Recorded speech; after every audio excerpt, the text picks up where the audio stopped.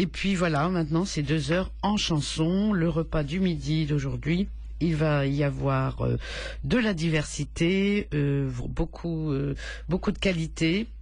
Et donc aujourd'hui je reçois Pascal Auquin et je lui ai offert une carte blanche. Pascal Auquin, vous la connaissez bien, on a travaillé ensemble pendant quelques années et puis maintenant si vous voulez pas les réentendre, je ne sais pas si on entend les techniciens sur Fréquence Paris Pluriel, je ne sais trop quoi. Là elle me tourne le dos, Pascal, ça va être très difficile, mais c'est pas grave. Pour l'instant je suis à la technique, mais tout à l'heure je vais rejoindre mes invités. Et donc, alors Pascal, on va commencer. Bien sûr, vous la connaissez. Vous savez aussi qu'elle est chanteuse. Et depuis pas longtemps, il y a un recueil de ses textes qui a paru. Voilà, au fil du temps. Alors fil, bien sûr, F2EL.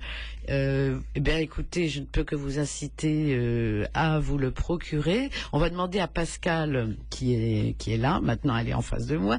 On va lui demander de nous en parler. Et comment on peut se procurer ce recueil de textes. Et ensuite, on présentera ses invités, puisque c'est sa carte blanche. Et bien sûr, 2 heures de culture intensive. Voilà, et avec les invités de Pascal. Bonjour à tous, bonjour Marlène, et merci pour cette carte blanche. Parler de mon recueil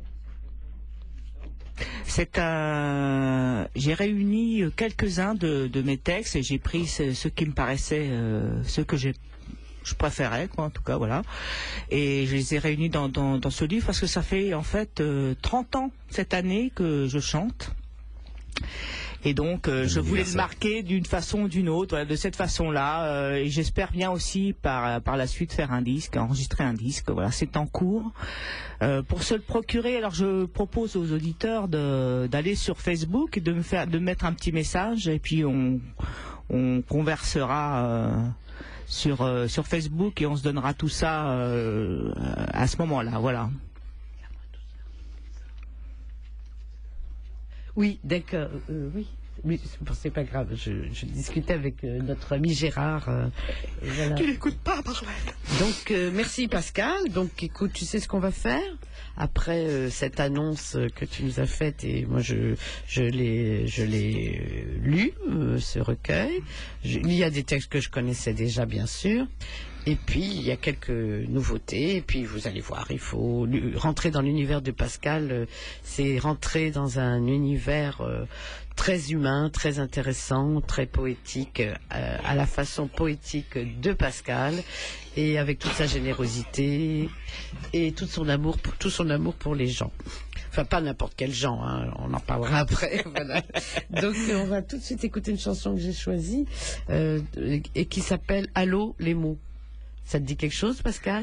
Eh oui, oui. Oui, puisque c'est bon. Alors, on va écouter cette chanson tout de suite. Et ensuite, tu nous présenteras, bien sûr, tes invités qui sont là, tous d'ailleurs, pour la première fois à la radio. Non, pas pour la première fois. Enfin, à mon émission. Qui sont là pour la première fois. Voilà, c'est ce qu'il faut se dire. Alors, à tout de suite. On va d'abord écouter cette chanson qui s'appelle « Allô, les mots ». C'est Pascal Auquin, paroles et musique.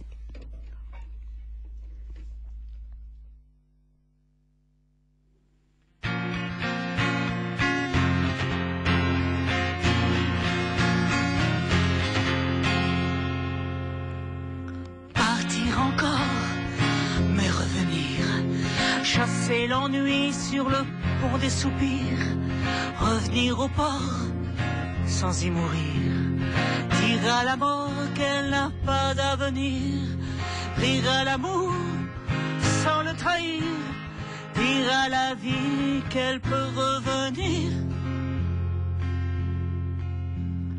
Je cherche encore, mais je vois pire, manger la mort sur la croix des martyrs, chanter plus fort sans en mourir, dire à la mort qu'elle ne sait pas lire, chanter l'amour sans le trahir, dire à la mort qu'elle n'a qu'à revenir,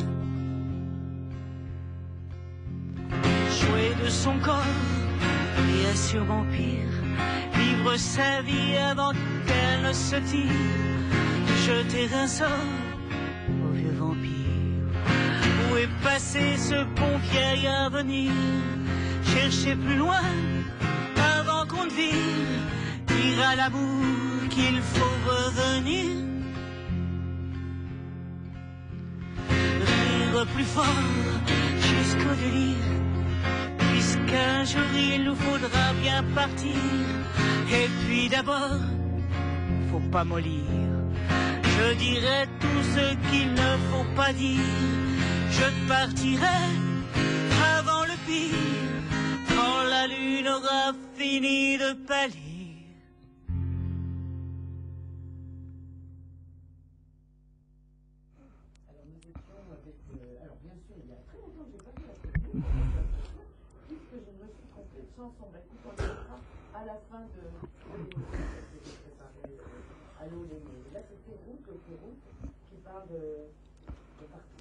Voilà, partir encore, mais revenir, la mort, voilà, bon. Alors, il est temps, c'est l'heure de vous présenter les invités. Madame. Oh, allez-y, moi ça me dérange pas, je préfère mademoiselle, ça donne un côté plus jeune. Je me sens très vieille quand on m'appelle madame, mais voilà, là, je vais présenter donc Yann Alexander, qui est auteur, compositeur, interprète, qui était au Magique dernièrement, le 11, 12, 13 et 14 mars, voilà, il a présenté les dernières représentations de son spectacle Un bon chanteur est un chanteur mort. Voilà, je vous laisse apprécier l'humour de Yann. Laurence Foss, auteur-compositeur, interprète aussi, qui a aussi, comme Yann, enregistré des disques qu'on aura l'occasion d'entendre tout à l'heure au fil de l'émission. Et puis Jacques Fournier, qui est le responsable, le directeur, on peut le dire carrément, de la Maison de la Poésie de Saint-Quentin en Yvelines. Et en ce mois de printemps des poètes, j'ai trouvé que c'était très judicieux de l'inviter. Et puis un petit clin d'œil à la poésie, ça fait pas de mal. Voilà. Eh bien, c'est parfait. Alors, je suppose que chacun est venu avec dans ses poches de magnifiques choses à écouter. Et on va, je ne sais pas dans quel ordre on va les écouter, mais je crois que, puisque tu as commencé par Yann Alexander, on va peut-être commencer par écouter Yann. Mais je vais lui poser deux questions, bien sûr, juste avant. Alors, d'abord, bonjour Yann. Bonjour, je suis très heureuse que depuis le temps, on joue à cache-cache en fait, un petit peu, mais je suis très heureuse, voilà, de finalement, grâce à Pascal, te recevoir aujourd'hui. Alors, tu chantes, je sais, depuis quelques années, depuis assez longtemps. J'ai commencé en 2003 et je ne fais que ça depuis 2008, novembre 2008 exactement. Que ça, c'est-à-dire, tu as abandonné ce que tu faisais avant. Et tu te sens mieux maintenant? Est-ce que je me sens mieux? Oui, d'avoir abandonné ce que tu faisais avant. Ah oui, complètement. Oui, j'étais assistant d'éducation. Non, j'aurais pas pu continuer de toute façon.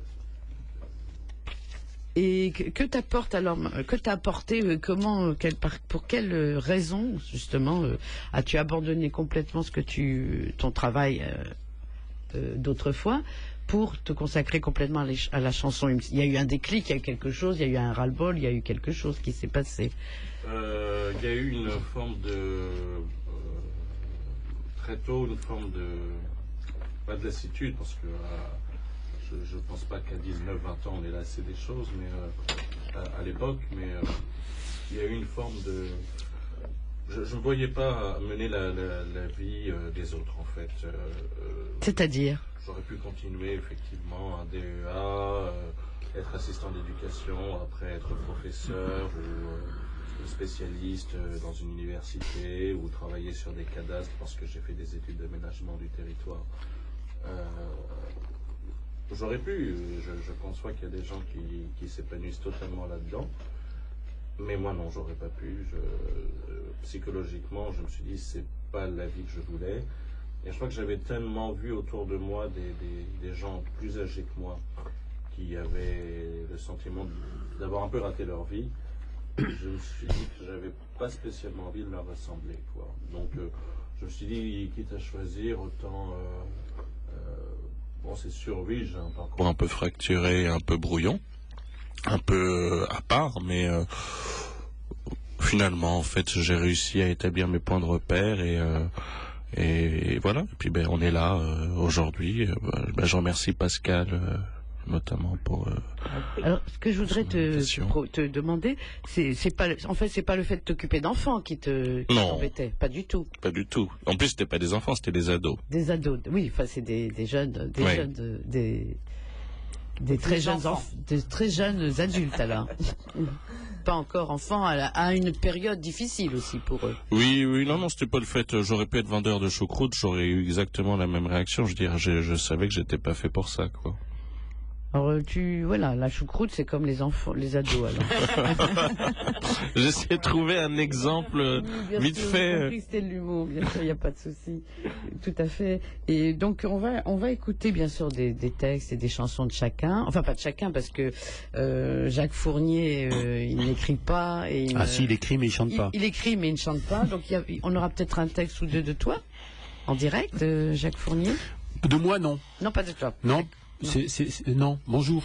Bonjour, Pascal m'a dit tu viens, je t'invite en tant que directeur de la Maison de la Poésie de Saint-Quentin. On va parler de et ça. J'essaye dans ces cas-là de porter une seule casquette à la fois. D'accord, très bien, c'est une très bonne idée. Et en plus, aujourd'hui, plus que jamais, je dis aujourd'hui plus que jamais, ça fait 40 ans qu'on dit ça, oui. La culture est en danger, ça fait très longtemps qu'elle est en danger. Ça fait à peu près 3000 ans qu'on le dit. Voilà, 3000 ans, et c'était même avant Jésus-Christ. Et puis, et on continue à crier, nous aussi, avec lui, pour le naufrage de la culture complet, jusqu'on voit, dans ce qu'on entend dans certaines radios. Enfin, on va pas parler de ça, on va parler du positif aujourd'hui, tout ce qui est positif, et on va rentrer en résistance pendant 2 heures par rapport à tout ce qui est parallèle et qui est aussi déposé de façon dans les oreilles des gens, de façon péremptoire, on va dire. Voilà. On va commencer par une chanson chantée par Yann Alexander, mais qui n'est pas de lui, qui est de la personne qui l'a invité, donc c'est très compliqué, j'espère que vous avez compris, c'est-à-dire Pascal Loquin. Je suis très contente que tu aies... on peut se tutoyer, Yann ? Oui. Voilà. Alors, je suis très contente que tu aies pensé à enregistrer et eu envie d'enregistrer une chanson de Pascal Loquin. Tu vas nous dire, comment t'es venu, tu as eu envie. On l'écoute juste après. D'abord, alors, c'est vrai que je compose essentiellement mes textes et mes musiques, mais il m'est arrivé d'interpréter d'autres chanteurs ou chanteuses. Je pense à Anne Sylvestre notamment, que j'ai beaucoup interprété. Et quand je fais le choix d'interpréter quelqu'un, c'est parce que j'en ai envie et parce que j'ai envie de donner aussi un autre angle au texte. Et c'est tout l'une en fait. L'air de rien. Enfin, le texte paraît assez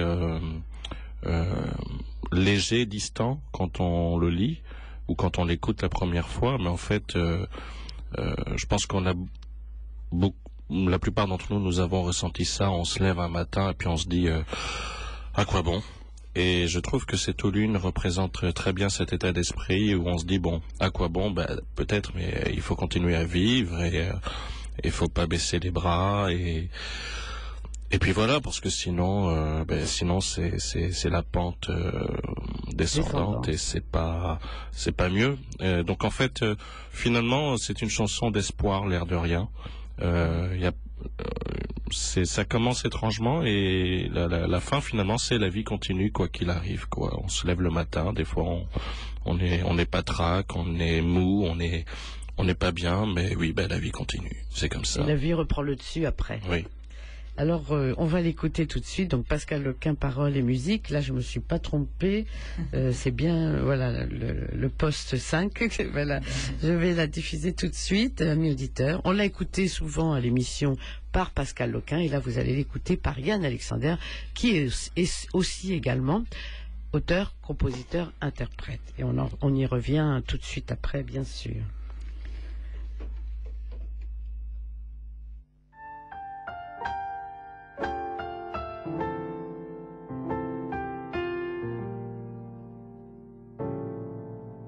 Il y a parfois des nuits sans lune, mais il y a des jours qui ne comptent pas pour des prunes.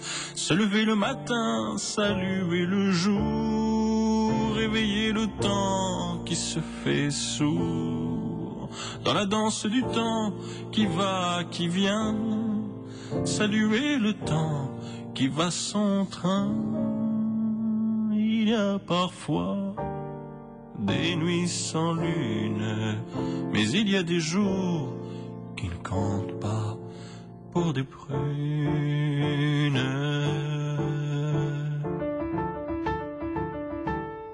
Un jour il pleut, un jour il brille, le soleil parfois a le cœur qui scintille. Un jour il pleut, un jour il brille, le jour parfois a la lumière qui scintille. Il y a parfois des nuits sans lune, mais il y a des jours qui ne comptent pas pour des prunes. Passer son temps, le passé, éviter à son fil de se casser. Prendre la vie du bon côté, ne pas avoir peur de se tromper. Il y a parfois des nuits sans lune, mais il y a des jours qui ne comptent pas pour des prunes. Vivre le jour, vivre la nuit, garder le temps pour ne pas qu'il s'enfuit. Il y a des pour, il y a des contre, il y a des jours de bonnes rencontres. Il y a parfois des nuits sans lune, mais il y a des jours qui ne comptent pas pour des prunes. Se lever un matin, saluer ce jour, endormi par le temps qui se fait lourd. Dans la danse du temps qui va, qui vient, saluer le temps de son dernier train. La vie a parfois des senteurs de lune, et l'amour qui passe ne compte pas pour des prunes.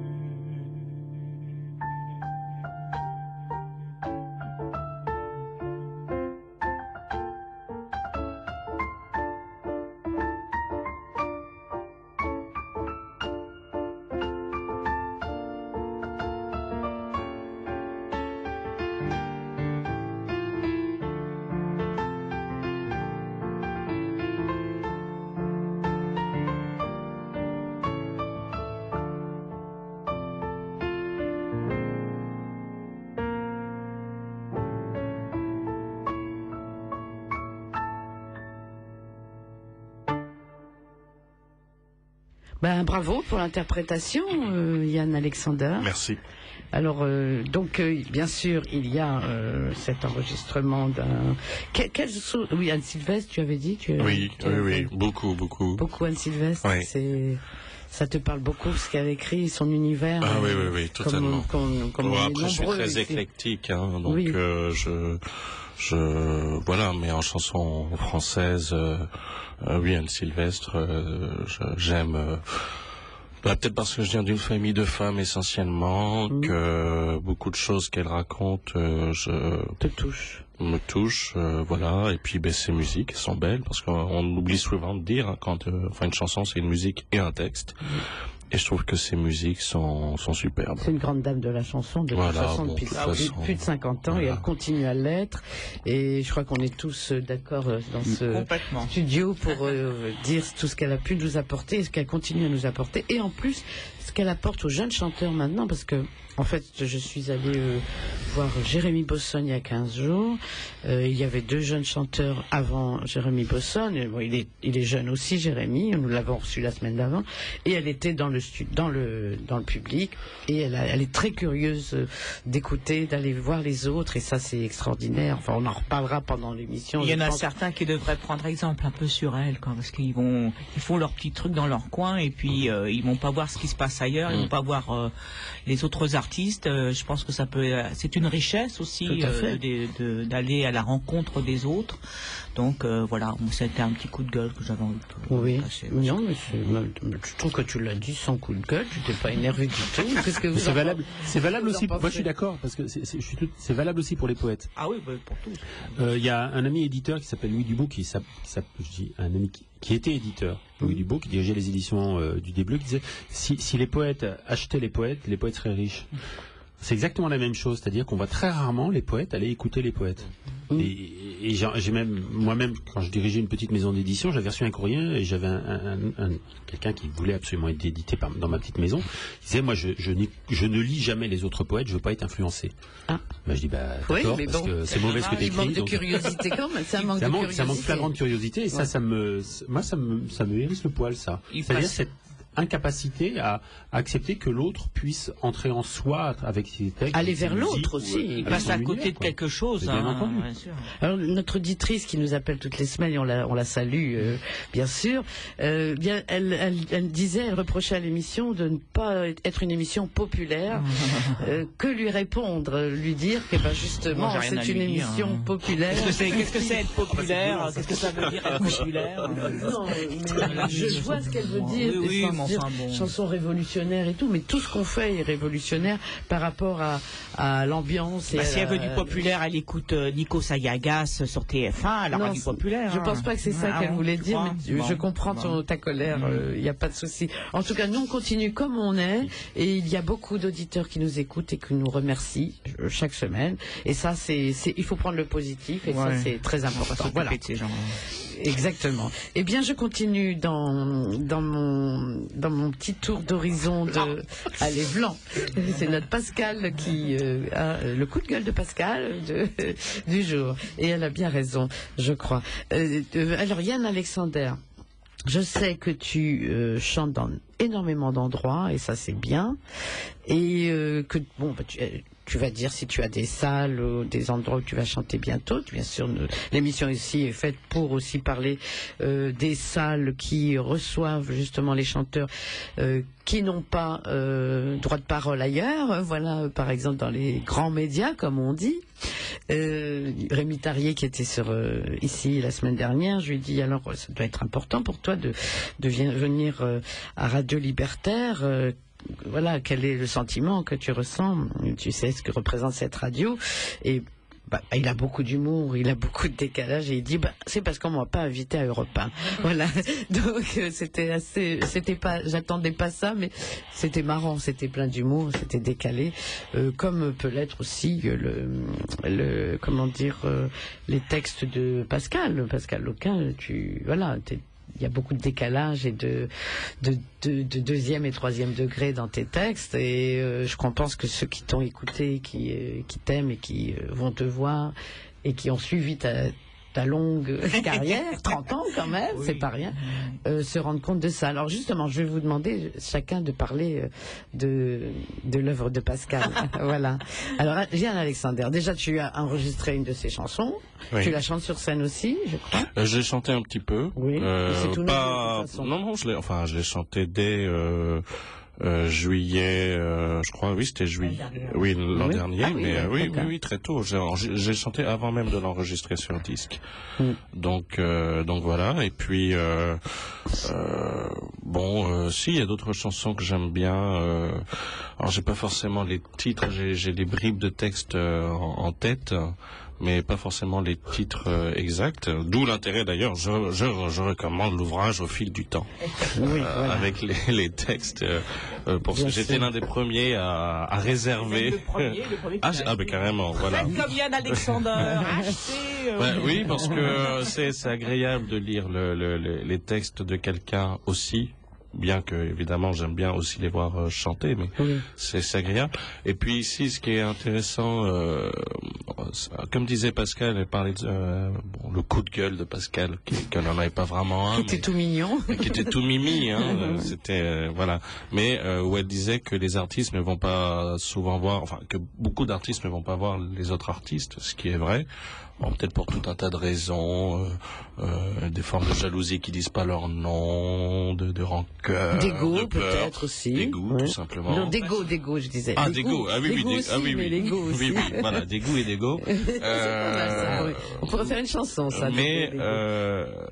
l'avantage quand on fait la connaissance de gens qui sont dans le milieu de la chanson depuis donc plus longtemps, puisque moi ça fait depuis 2003, mais Pascal ça fait quand même depuis 12 ans. 85, ça hein. fait depuis 85. Elle a quelques années, quelques Donc, printemps de elle a plus que quand même toi aussi. quelques hein. printemps de plus que moi, Oui. sans vexer. Non, Elle ne les fait pas. Elle ne les fait pas. Et je trouve que c'est intéressant parce que les problématiques qu'on en parle aujourd'hui, la fin de la culture, la difficulté des salles, la difficulté quand on chante quelque part d'attirer du monde, que ce soit à Paris ou dans le reste de la France ou même à l'étranger, des fois on a l'impression que c'est des problématiques nouvelles. Et finalement, en ayant eu des discussions très approfondies avec Pascal, il en ressort que non, c'est pas nouveau, que ça a toujours été comme ça quasiment, que c'est pas quelque chose qui date d'hier, c'est peut-être même spécifique à la culture et à son côté aléatoire. Donc ça permet d'avoir du recul aussi et de se dire que finalement, quoi qu'il arrive, quelles que soient les difficultés, Pascal Loquin est toujours là et d'ailleurs la preuve, elle a sorti un bouquin en janvier. Voilà. Voilà, très bien. Et Pascal Fausse. C'est amusant. Laurence. Il existe, c'est mon frère. Mais il existe. oui, voilà. Pascal Fausse existe. Voilà. Donc, alors, Je l'ai rencontré. Laurence Fausse. Bonjour déjà, Bonjour. parce qu'on ne s'est pas encore présenté à l'antenne. Hein. Eh bien, merci d'être venu à l'émission. Moi aussi, je remercie Et on est Pascal. contente, Je vous en prie. Alors, voilà, pour Pascal. Non, mais... Pour Pascal, hippie pourra. C'est intéressant, c'est important. Oui, mais j'ai invité ces belles personnes à parler de leur œuvre, de ce qu'ils Tout à font. fait, et ça va venir. D'accord. Bon, Moi, je suis d'accord pour Pascal, pour j'ai un tour souvenir table, de voilà. bagnole et de machine à laver, par exemple. Voilà. C'est très chouette. Et puis surtout, on se croisait depuis quelques années, on faisait beaucoup se croiser, et puis m'est venue l'idée de l'embarquer dans une soirée, quoi. Et dans cette soirée, en fait, il n'y avait on était 3 femmes et toutes les 3 guitaristes. Et donc j'avais appelé Pascal, plus une jeune qui démarrait tout juste, et on s'est offert une petite soirée très Et bien. comment s'appelait cette jeune qui démarrait tout juste? Cécile Gogoli. Oui, c'est ça. Et puis l'année dernière, tous les deux, Yann et Laurence, vous êtes venus, je vous avais invité dans mon spectacle, au Magique d'ailleurs. Oui, Magique fait qu'il y ait un lieu important pour la chanson, parce que Marc, justement, Marc Avet et sa compagne sont très très très à l'écoute des autres artistes, et ils reçoivent très régulièrement tous les chanteurs qu'ils ont envie de diffuser aussi. C'est Marc Avet qui fait la programmation, je suppose. Oui.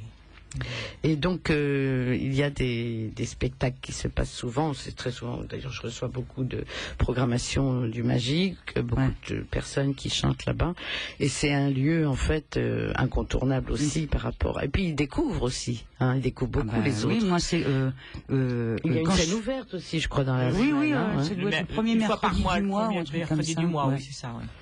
Alors quand j'ai démarré, quand je suis arrivée il y a une petite vingtaine d'années, et bien évidemment, le Magique a fait partie des premiers lieux vers lesquels je me suis tournée.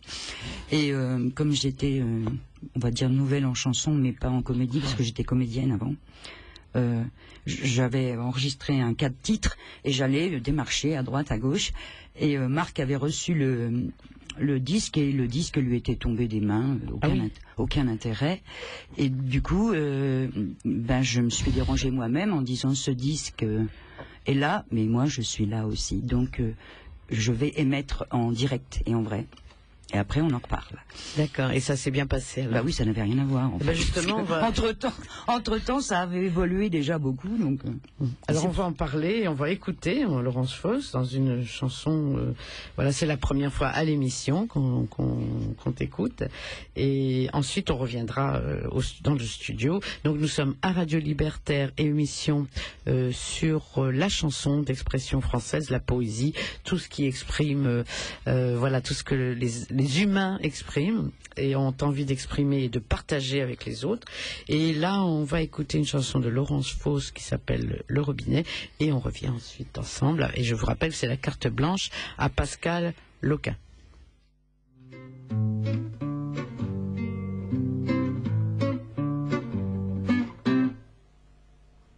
Par un sacré lundi matin, la brosse à dents dans la menotte, prête à me récurer les quenottes.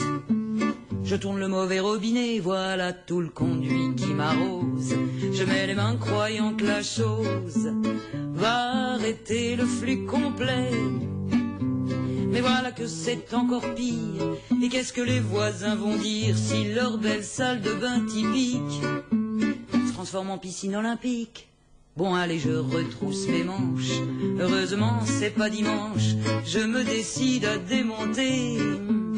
Pas utile d'appeler le plombier, armé d'une clé à molette qui dormait bien dans sa mallette. Je me jette sur le malotru qui vient de me cracher dessus.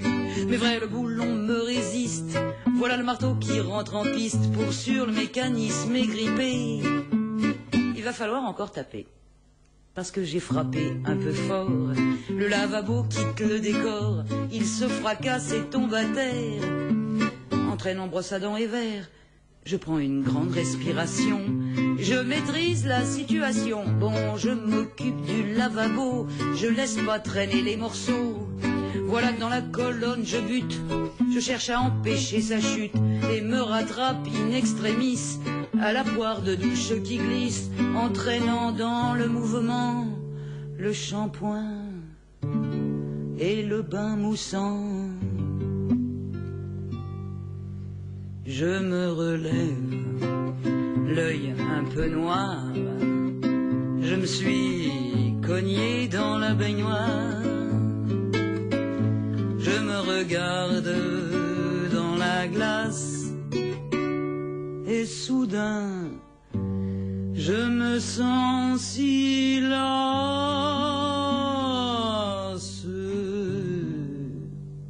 Pour contempler le résultat, je me recule 2-3 pas. Je bute dans la clé à molette. Ça me fout les doigts de pied à la fête. Je pousse un cri apocalyptique à rendre les athées sceptiques. Ah ça y est, j'ai les nerfs qui lâchent. Tant pis si les voisins se fâchent. Je donne des coups de pied dans les coussins du canapé qui est pour rien. Et puis je fous le feu au rideau et j'ouvre tous les robicots. J'arrache en passant la moquette, papier peint et le papier toilette. Y a la sirène des pompiers, les flics vont bientôt débarquer. Et au milieu de ce foutoir, je me réveille en sueur dans le noir. La nuit, ça peut être agité quand le robinet est mal fermé.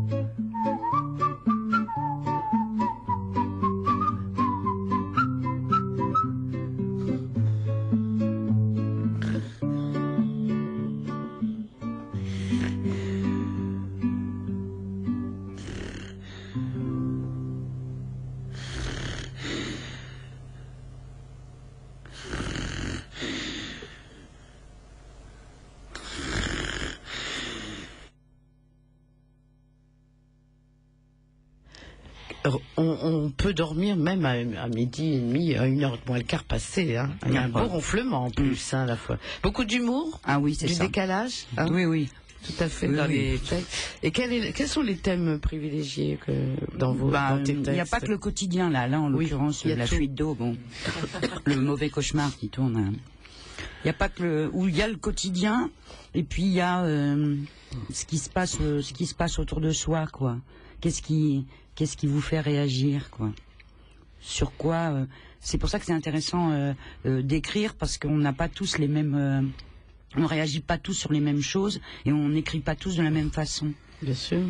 Et du coup, ça amène. Moi, j'ai du mal à qualifier mon écriture parce que elle est, c'est ce qu'on appelle, elle est variée. On n'est pas tous, on n'est pas tous pareils, quoi. Pas dans une case. Non, du tout. Par exemple, là, le robinet, c'est on souffle sous le bras et on rigole. Et alors que j'ai d'autres chansons qui sont très très graves, quoi. Et j'aime beaucoup, moi, me promener pendant les concerts, me promener comme ça. Bien sûr, mais c'est très important. Ben, on parlait d'Anne Sylvestre, c'est un peu comme ça. Ces spectacles sont voilà, organisés de cette façon, sont bien pensés avant et tout, et de temps en temps, il y a des thèmes très difficiles à entendre et puis qui sont magnifiquement dits également. Et puis tout d'un coup, bon bah il y a les Impedimenta et puis la balade, voilà. Il y a plein de choses, la reine du créneau, etc., qui apporte un petit. Et c'est la vie, quoi, en fait. Ouais, c'est un peu ce que représente la vie. Il y a une autre partie de ce que je fais en chanson qui est la mise en musique de poètes. Oui. Et ça, c'est vraiment Lesquels? C'est vraiment un autre travail qui n'a rien à voir. Lesquels? C'est pareil, c'est extrêmement varié, suivant mes lectures. Mais je suis tombée amoureuse d'un, par exemple, qui s'appelle Maurice Rollina. Et au début, j'ai mis 2 poèmes en musique et je me suis fait happer par ce monsieur, et ça a fini par 24 poèmes en musique, donc c'est devenu un spectacle. C'est un poète actuel ou... Ah non. Siècle dernier, magnifique, vraiment magnifique. Mais il y a des trésors partout, des fois on peut passer sa vie à puiser, à trouver des trésors. Lui, il m'a mangé 2 ans et demi de mon existence. Ah oui, quand même, ouais. Et le pire, c'est qu'il est même pas au courant. Non, c'est ça. Je n'arrivais pas à parler Il d'autre chose que de Maurice. D'ailleurs, je l'appelais Maurice après. Et chaque fois que je parlais à quelqu'un, je parlais de Maurice. Je mangeais Maurice. Je respirais Maurice pendant 2 ans et demi. Et c'est devenu un spectacle qui s'appelle Le dépaysement au quotidien. D'accord. Pareil, son écriture était tellement variée et ses thèmes aussi que ça donne un spectacle, très ouvert, quoi. Et là, il va y avoir, on va en parler plus tard. S'il y a des spectacles prévus aussi, on en parlera après. Et je me tourne vers Jacques Fournier. Bonjour. Jacques. Et donc, merci et bienvenue. Merci à toi de nous avoir invités. Merci à Pascal aussi. Et à Pascal, qui à chaque fois que je lui ai offert une carte blanche, elle m'a amené des surprises. En 10 ans, on n'a eu qu'une seule mauvaise surprise. On va pas en parler. On va essayer de pas être la deuxième. Non, c'était pire que pire. Alors, tu es responsable d'une maison de la culture, une maison de la poésie. Maison de la poésie. C'est pas une maison de la culture, c'est bien une maison de la poésie à Saint-Quentin-en-Yvelines, à 35 km de Versailles, sur la commune de Guyancourt. Je suis directeur de cette maison depuis sa création en 2002. Que demande le peuple que d'être comme ça? C'est magnifique. Justement, nous, notre travail, c'est de prouver que la poésie est vraiment faite pour tout le monde. Ça ne peut pas être faite par tout le monde, elle est faite vraiment pour tout le monde. Ça, je suis intimement convaincu. Et en cela, c'est un art populaire. Il y a du travail à faire pour... c'est du travail de tous les jours, de toutes les nuits même. Oui, même les nuits aussi également. Si tu savais. Donc tu dors plus? Si, je dors dans la journée entre deux. Ah oui. Non, c'est un travail, c'est pas un travail d'ailleurs, c'est une passion. Moi, j'ai cette chance, c'est que depuis 2002, je vis de ma passion.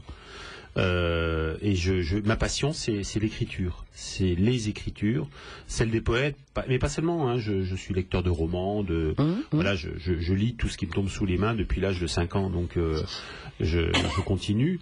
Et donc j'ai cette passion cet amour des mots, cet amour de la langue, principalement de la langue française, mais pas que de la langue française. Nous accueillons aussi beaucoup de poètes étrangers.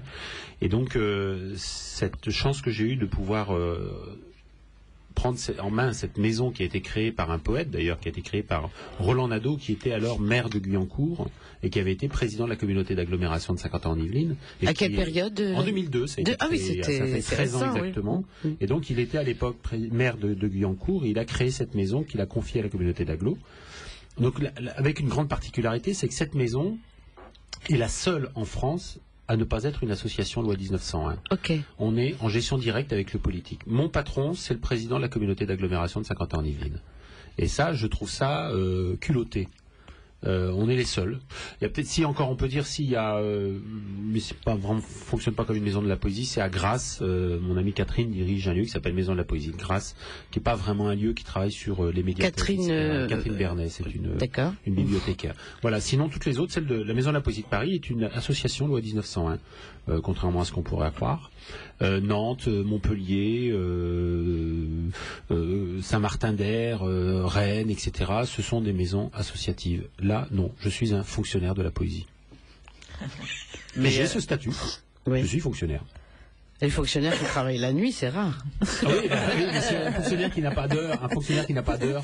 Non, il y en a, faut pas. Oui, non, mais je plaisantais parce que j'ai été fonctionnaire aussi. Et je sais le boulot qu'on a. Je l'étais déjà avant, puisque j'étais instituteur, donc je suis rentré dans 2 corps de fonctionnariat. Il manque le 3e, je suis pas encore rentré dans les pompiers de Paris.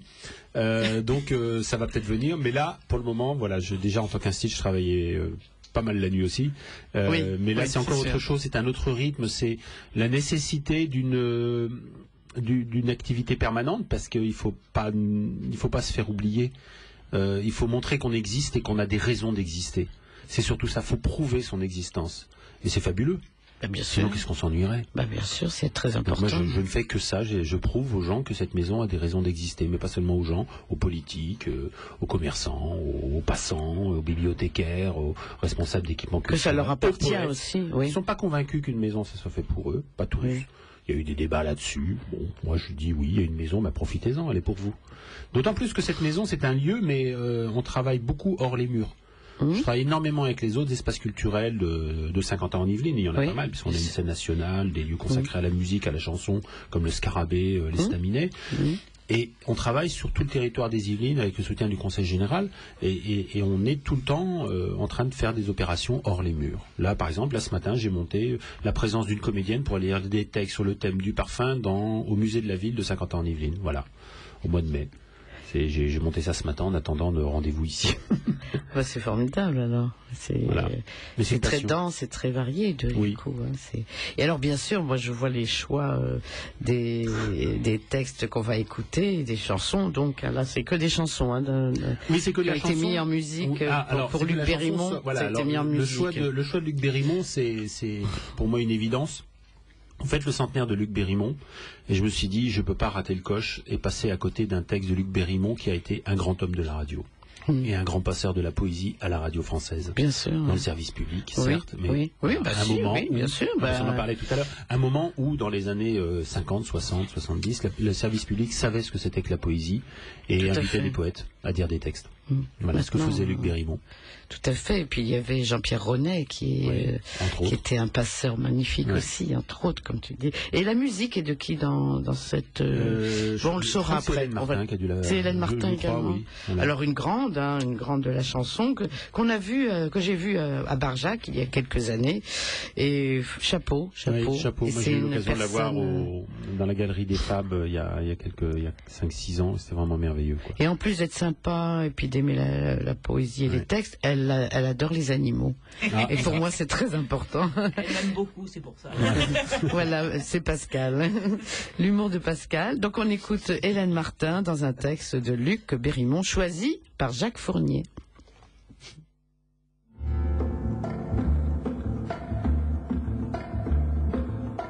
Ton sang indien, ton sang sauvage,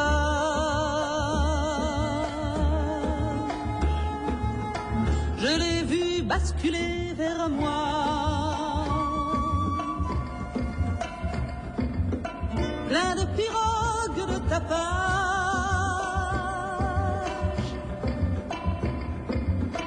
dans un haut bercement d'effroi. Ton sang indien, ton sang sauvage,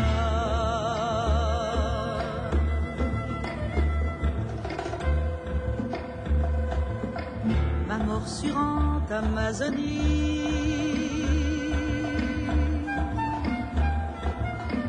Mon orchidée d'outre-Pérou,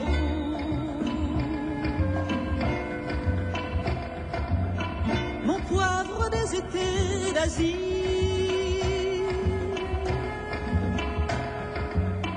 Je tranche une tête à deux coups, ma morsurante Amazonie.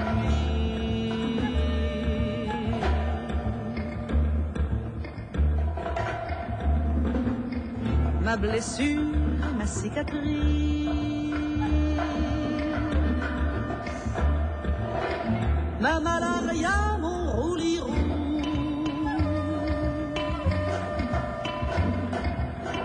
J'atteins la côte des épices,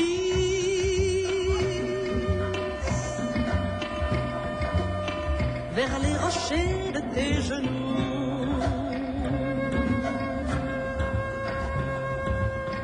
Ma blessure, ma cicatrice.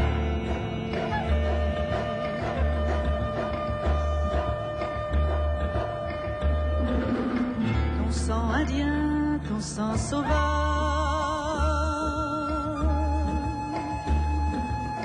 je l'ai vu basculer vers moi,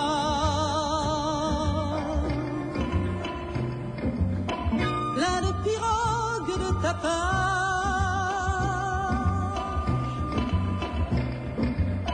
Dans un haut bercement d'effroi,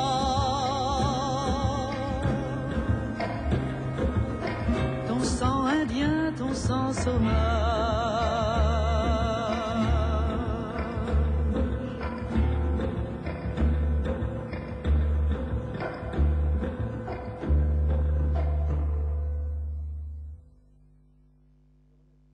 Ah oui, pardon. On est de nouveau à l'antenne et en fait, on n'avait pas dit le titre de cette chanson. C'est Amazonie. L'Amazonie, oui. L'Amazonie. Berrimont était un grand voyageur. Oui. Aussi.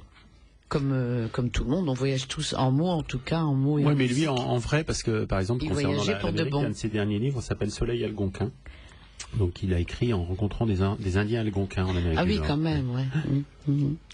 Et donc, il a rapporté plein de... Il a rapporté des choses de là-bas, c'était magnifique, mots, un roman magnifique. Enfin, un roman, non, c'est pas un roman, c'est une sorte d'essai qu'il avait écrit. Et je l'avais rencontré une fois, Luc Berrimont, à la toute fin de sa vie, à la bibliothèque de Lille, d'ailleurs, c'était très, très Et étrange. tu disais qu'il aurait eu 100 ans, là? Là, cette année, oui. Cette année. Ouais, il fait partie comme, des poètes qui sont... Comme Félix Leclerc. Voilà, il aussi, fait partie des poètes qui sont mis à l'honneur cette année par le Printemps des poètes.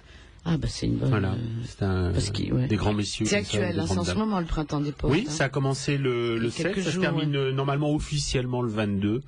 Mais bon, nous à 50 ans en Yvelines, on n'a peur de rien, on va jusqu'au 29. Ah, c'est bien, quel courage. Ah non, on n'hésite pas. C'est formidable. Voilà, on intègre le thème et puis bon, comme notre programmation est une programmation annuelle, comme une salle de spectacle d'ailleurs, hein, exactement comme un équipement. De spectacle, on a une programmation et le Printemps des poètes pour moi c'est toute l'année quoi en vrai. C'est bien d'ailleurs, on a Bien le printemps sûr. en plein hiver. C'est extraordinaire, Ouais. exactement. Et je me tourne donc maintenant vers Yann Alexander. Alors, il y a dans certains de tes textes beaucoup de désillusions aussi, hein, tout jeune déjà pourtant. Et c'est vrai, il y a des textes quand même qui sont très... Et c'est ça que c'est tout en ton honneur, hein, d'ailleurs, en plus. Bon, bien sûr, comme disait tout à l'heure Pascal, un bon chanteur est un chanteur mort. Et ça, c'est vrai qu'on sourit parce que ça veut dire quelque chose. Parce C'est que une boutade, souvent, hein. on fête d'abord, beaucoup... oui, les morts. Voilà, et puis on oublie les vivants, Oui. et qui sont très importants, Oui. puisqu'ils sont là en chair et en os, et qui sont capables de nous donner beaucoup encore, et c'est très important, bien sûr. On n'oubliera jamais Jacques Brel, on n'oubliera jamais les poètes comme Luc Berrimont, et bien d'autres, on en a Victor Hugo, et j'en oublie, hein, et puis il y en a tant et tant qui nous ont beaucoup donné. Et donc aujourd'hui, il y a des poètes, il y a des jeunes poètes qui mettent des musiques sur leurs mots, et tu en fais partie. Et puis la passion est tellement forte, ta passion est tellement forte, Yann Alexander, c'est que ça y est, tu es du côté des artistes complètement, entièrement, à part entière, et que ton travail de tous les jours, on va dire un peu c'est pas plan que je voulais dire, un peu quotidien, c'est pas ce que je voulais dire, c'est ce que tu disais par rapport, n'était pas pour toi, voilà, c'est ça que je le fais, le pauvre, un peu d'eau pour Yann. Alors, je te laisse la parole parce que j'ai assez parlé. Dès que tu peux parler. Oui, j'ai écrit cette chanson, enfin le disque, Un bon chanteur est un chanteur mort, est venu. L'idée, les prémices de l'idée sont venues quand j'étais en Afrique du Sud. J'ai appris la mort d'Alain Leprest. Oui. C'est des amis qui m'ont envoyé l'info. Et donc c'était 2 jours avant que je quitte Johannesburg. Donc c'était en 2011. Et puis l'idée a fait son chemin. J'avais été vraiment choqué. Je fais pas partie des gens. Moi, j'ai vu Alain Leprest sur scène, donc j'ai eu l'occasion de voir. Donc sur scène, effectivement, c'était à voir. Je ne dirais pas que je fais partie des fans. Ça, je suis honnête, mais je l'ai vu. Et ce qui m'a choqué, c'est de voir qu'une fois qu'il était parti. D'abord, il y a eu toute une pluie d'hommages, en veux-tu, en voilà. Certains ne l'avaient jamais entendu. Alors certains ne l'avaient jamais écouté, ne savaient même pas leur nom. Sur France Inter, il l'appelait Alain Lepré. Oui, tout à fait. Donc on est dans le même... Et le magazine Gala, je me rappellerai toujours. Quel magazine? Non, mais je me rappellerai bien que le magazine Gala a parlé d'Alain Leprest avec une très belle nécrologie.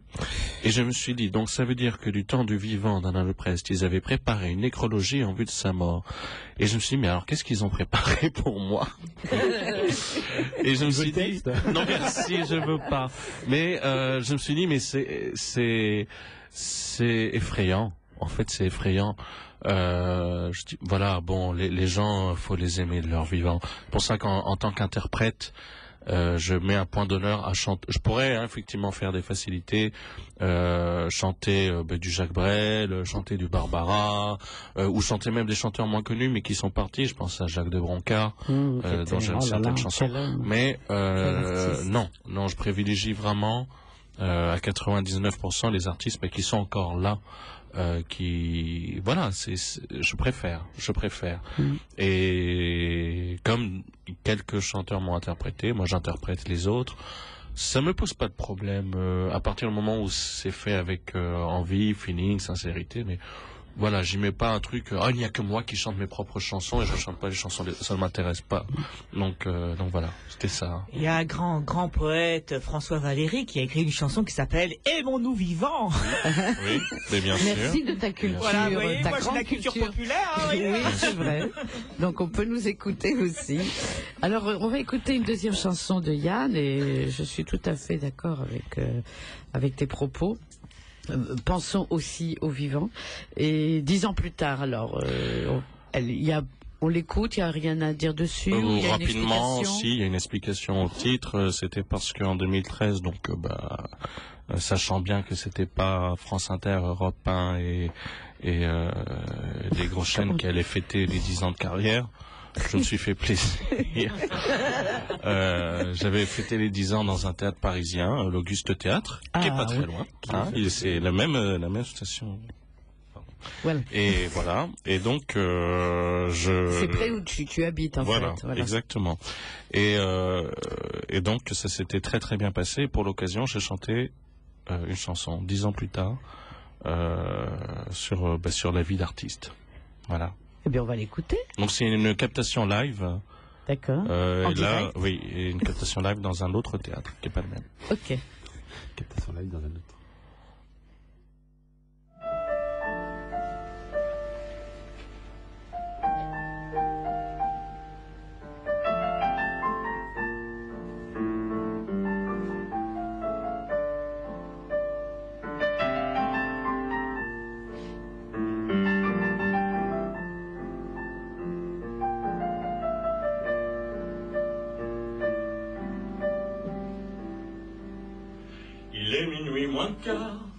Et je dois vous quitter, il est minuit moins le quart, et je dois m'en aller. Nous n'avons pas couché ensemble, j'ignore si cela se fera. Je vais vers le dernier métro.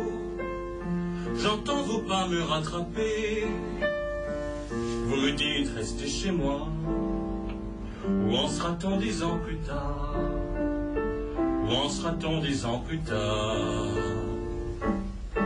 Un dimanche matin, je vais chercher le pain. Un dimanche matin, dans ce coin de province, je suis fatigué de nos vies, de nos enfants, du chat, du chien.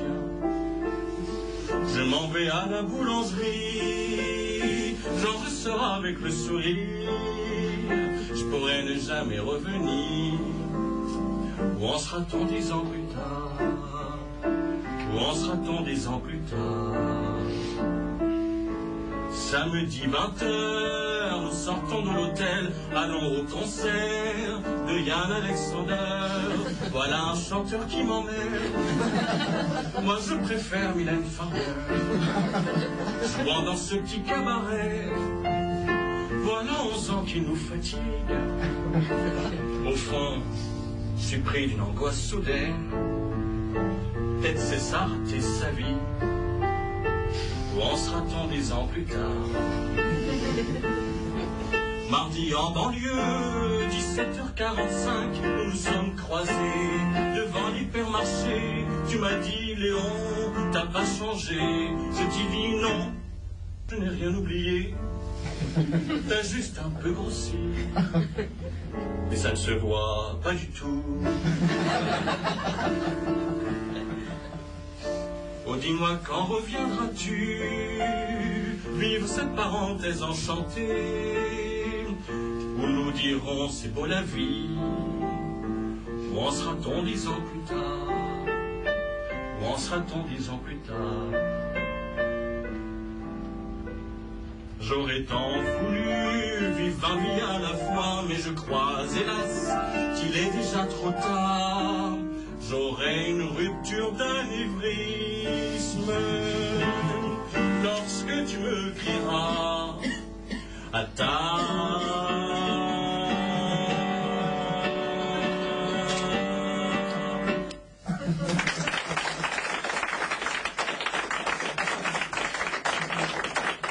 Alors après 10 ans plus tard, c'était il y a 10 ans là, c'est ça? Non. Non, c'était chanté en 2013 pour fêter les 10 ans de carrière. Ah oui, d'accord. Et depuis, je continue de la chanter sur scène parce que c'est sur les vies d'artistes. Tu as commencé très très tôt parce que tu en es 2003, tout jeune. Hein. Oui, j'ai 32 ans. Oui, donc voilà, c'est vraiment l'amour des mots, l'amour de la musique, des mots. Puis j'ai eu la chance d'avoir une mère qui a été prof de piano. Oui, c'est vrai que ça aide. C'est pratique. Et puis mon père, avant d'être diplomate, il a été professeur de littérature française au Gabon. Donc il est un grand passionné de Balzac, Maupassant, Zola, Victor Hugo. Alors forcément, enfin bon. J'ai quand même été dans un milieu pro-culture, hein, voilà. C'était un peu logique que tu... Enfin, pas forcément, mais quand même... Disons que ce n'est pas étonnant. C'est pas étonnant, voilà. Et donc ta carrière est déjà bien entamée, là, quand même. Enfin, entamée, c'est pas le mot, c'est bien... Elle a bien débuté, et puis... c'est des hauts et des bas, mais bon, disons que le train est sur les voies, oui. Le train est sur les voies. Et comment réagit le public alors quand il va te voir? Moi, je sais que Pascal m'a parlé du dernier spectacle, c'était le 7 février à l'espace Quai Larmatan. C'était plein, c'était beau, c'était étonnant, c'était un public très... Alors moi j'ai du mal à en parler parce que quand on est dans le truc, c'est difficile d'avoir du... Alors parce qu'on va faire... Il y a eu un très très bon accueil du public qui a adhéré complètement à son spectacle et on a passé vraiment une très très belle soirée tous. Voilà. Tout le monde était content en sortant, très heureux en sortant de son spectacle. Et tu avais des invités, c'est ça? Il y avait des invités? Il y avait Vincent Hahn qui a chanté en première partie. C'est un chanteur que j'apprécie beaucoup, qui se rôde, mais on sent vraiment que la chanson et lui c'est sérieux. Parce qu'il y en a qui, ils veulent être chanteurs, mais il y a un petit peu côté bonne franquette, hein, donc ou chanson du dimanche. J'aime pas trop. soit on fait vraiment, soit on s'y met à fond, soit voilà, ça c'est mon point de vue, hein. Et puis deux duos avec une rappeuse complètement culottée, MC Coco, qui un sacré numéro, mais ça, c'est ça. Moi, justement, oui, j'en profite pour dire justement moi ce que. Alors, il y en a sûrement qui n'ont pas trop aimé ce moment-là avec la rappeuse, mais le rap c'est pas forcément mes musiques, mais par contre ce que j'aime bien c'est l'idée du mélange des styles, parce que ça peut donner des choses totalement étonnantes. Et effectivement c'est ce qui s'est passé ce jour-là, parce que voilà, ça a donné une ambiance vraiment étonnante, oui, et vraiment belle, quoi. Ça c'est bien, j'aime bien. Je suis pas dans les trucs forcément cloisonnés. Chaque chose dans son milieu, non, faut aller. De temps en temps, on peut mélanger les styles et puis on voit, quoi. C'est mon point de vue. Et Laurence Fosse, qu'est-ce qu'elle en pense de ça? Du mélange des styles, c'est important aussi. Oui, puis la rencontre. Moi je mélange les styles et puis même les métiers, quoi. Parce que de par ma formation antérieure de comédienne et de scénographe, de toute façon, depuis que j'ai commencé ce métier, je suis en relation avec, j'allais dire, tous les corps de métier existants, quasiment, et c'est vraiment très intéressant, quoi. C'est, oui, c'est le rêve, quoi. On vit un rêve, quoi. Quand on fait ce métier, on vit un rêve, parce que vraiment, on apprend beaucoup de l'autre, beaucoup de n'importe qui. Si on se donne la peine d'aller vers, évidemment. Mais c'est formidable, justement, d'avoir ce point on parlait de richesse tout à l'heure, c'est ça, c'est la richesse de l'âme, la richesse des mots. Moi, je me rends compte à travers les émissions, toute cette richesse que toutes les semaines renouvelée. Oui. Et en plus de ça, vous vous connaissiez tous les trois, je crois. Non. Avant, non, pas du tout. En fait, en plus de ça, la semaine dernière, eh bien, voilà, ils se sont échangés, ceci, cela. Bon, à la fin de l'émission, ils se connaissaient tous. Ils allaient chacun voir le spectacle de l'autre. Ils allaient, alors qu'en arrivant, ils se connaissaient pas. Et ça, c'est une richesse. C'est un point positif qui est très important. Et c'est un peu ce que fait, elle va encore pas être contente que je dise ça, c'est un peu ce que fait Pascal, justement, en réunissant des personnes différentes et qui, en même temps, qui ont bien sûr des ressemblances par rapport déjà à l'amour des mots, hein, ça c'est sûr, et puis qui apportent tant de choses par rapport, voilà, au quotidien des rencontres, les rencontres et puis la curiosité. Oui. Hein. L'autre jour, je sais plus sur quelle radio, j'écoutais une émission sur la curiosité. Et ils expliquaient que ça venait de curatif, donc c'était ce qui faisait du bien, voilà, ce qui soigne. La curiosité, c'est ce qui soigne. C'est ce qui soigne, voilà, exactement. Et c'est tout à fait ce qu'on ressent. Hein. Alors on va écouter une deuxième chanson, Laurence. Et dans cet album, le titre de l'album s'appelle comment? Qu'est-ce que j'ai amené? Pas de nom. J'ai amené Besoin de soleil. Alors, besoin de soleil. Alors, besoin de soleil. Ah ben, c'est vrai qu'on en a besoin. C'est parce que j'en ai plusieurs. On en a besoin. J'ai amené Besoin de soleil. Vous en avez apporté là tous dans le studio. Ce morceau-là en particulier, je l'ai choisi parce que pour la naissance de l'écriture, c'est-à-dire je vais à une conférence sur l'alphabétisation. Et la conférencière, qui venait de l'UNESCO, si je ne m'abuse, commence sa conférence en donnant un exemple. Et je suis sortie. Oui. Et je suis allée m'installer à un café, j'ai écrit ma chanson. Je n'ai jamais entendu la suite de la conférence. Et c'est devenu le bonbon rouge. Alors, comment naît l'écriture? Voilà. Bah oui, exactement, bien sûr. Alors on va l'écouter, cette chanson, Le bonbon rouge, par Laurence Fosse, paroles et musique. Voilà, donc on écoute tout de suite. Alors vous êtes sur Radio Libertaire 89.4, la radio sans Dieu, sans maître, sans publicité, de la Fédération anarchiste. Et donc pendant 2 heures d'émission, l'heure tourne, hein, c'est vrai. Eh bien, on a la chance d'écouter des extraits des albums très variés, très différents, et où il y a toujours de la poésie et de l'amour dedans. Voilà, on écoute tout de suite le bonbon rouge. Dans un hôpital de la capitale, un petit papier de bonbon rouge, d'une porte à glisser, puis il est tombé, morceau de mémoire qui bouge. Un enfant malade dans un lit, c'est une douleur pour sa mère, mais c'est la double misère en abandonnant son petit dans ce lieu de soins sans promesse. Son petit va bientôt guérir.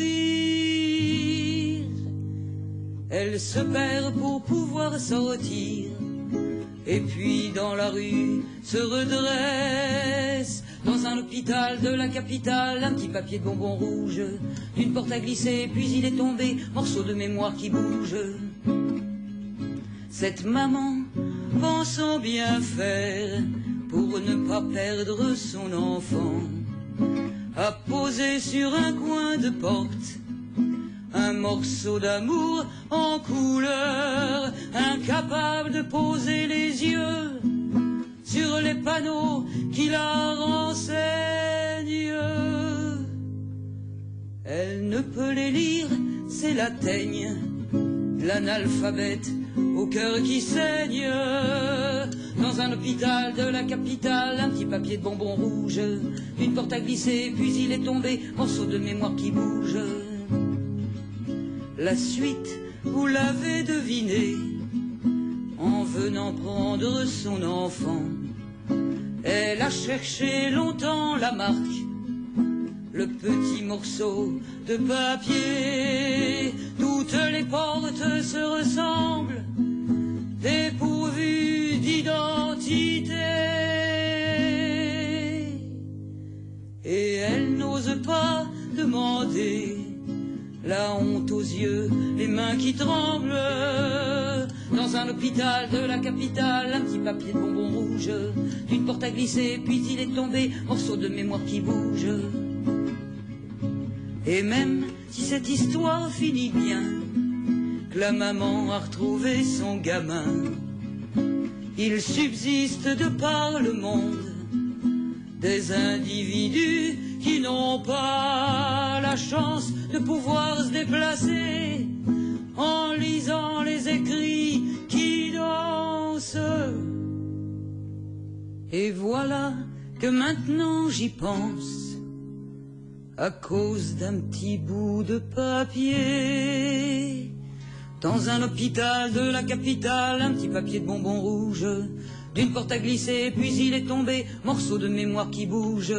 Dans un hôpital de la capitale, un petit papier de bonbons rouges, d'une porte à glisser, puis il est tombé, morceau de mémoire qui bouge.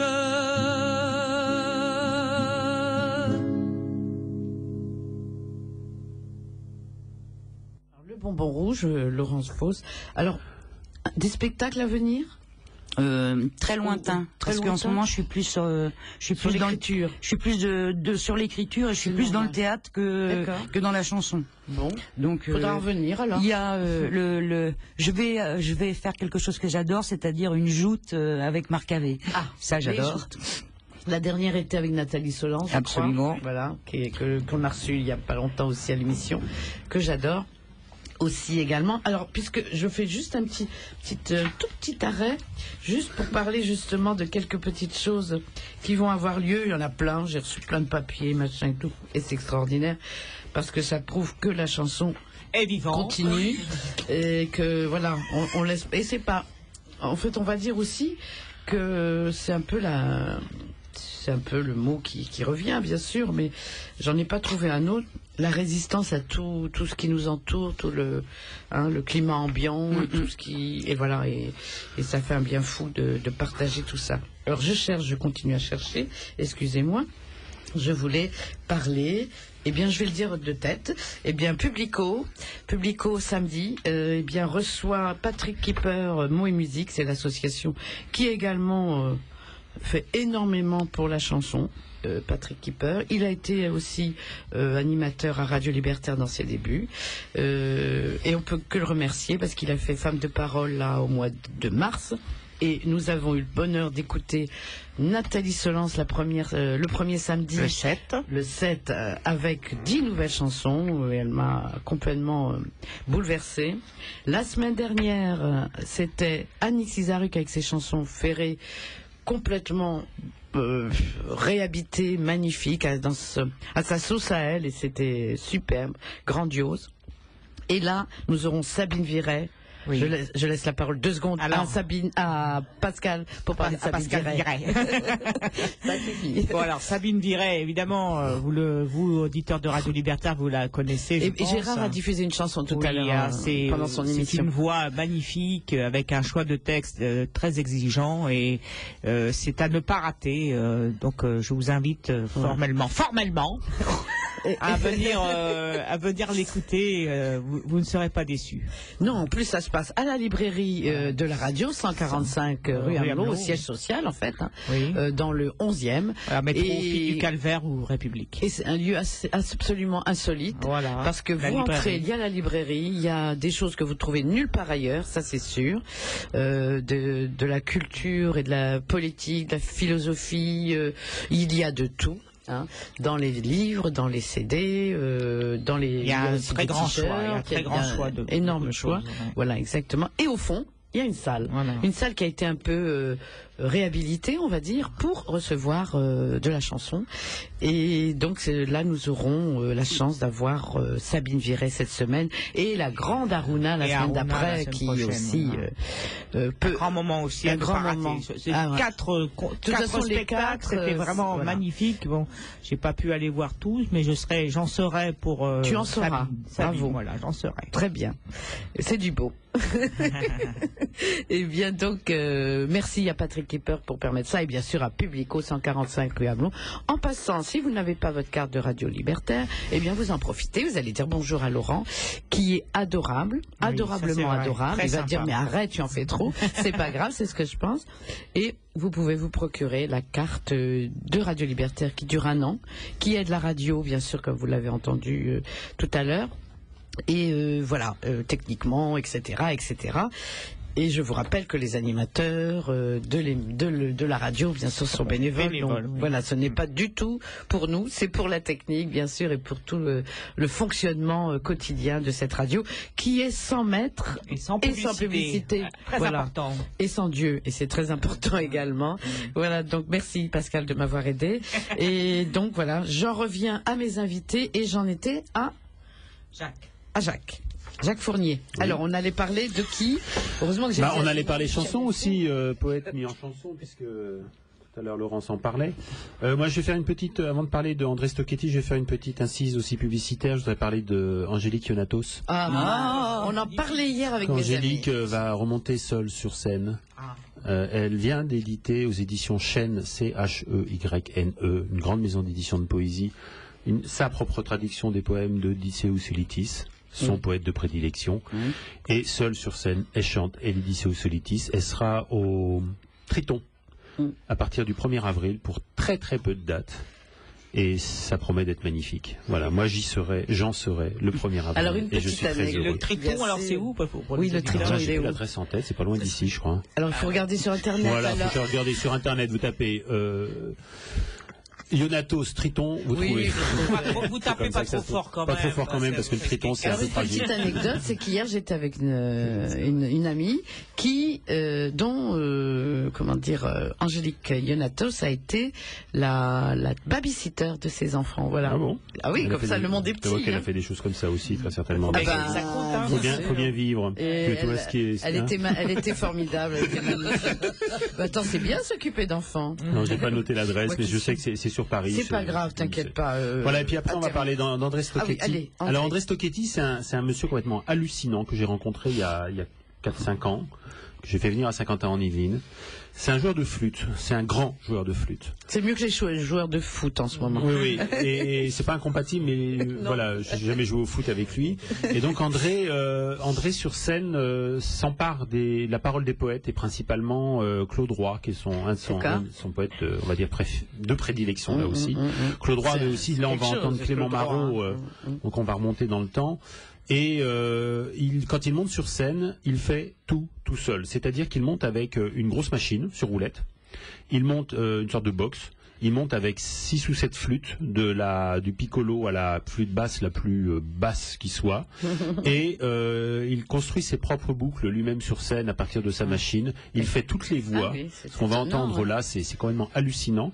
Et donc là, c'est le poème de Clément Marot, Adieu la cour. Je vous laisse la surprise pour ceux qui ne connaîtraient pas ce poème. Il en a pris un petit extrait, parce que le poème est très long. Clément Marot, le fils de Jean Marot. Clément Marot a été un des grands poètes de la Renaissance. Et donc, il s'est emparé de ce texte-là. Il en a fait une chose, à mon sens, complètement hallucinante, que je passe en boucle régulièrement dans ma voiture. Merci Jacques Fournier, on l'écoute tout de suite.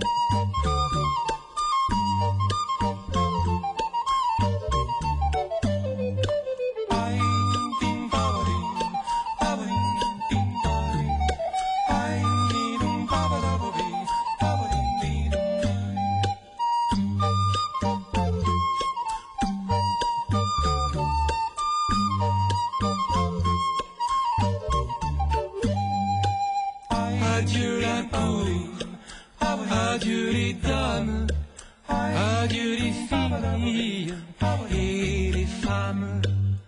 Adieu vous dit pour quelque temps, adieu vos plaisants passe-temps.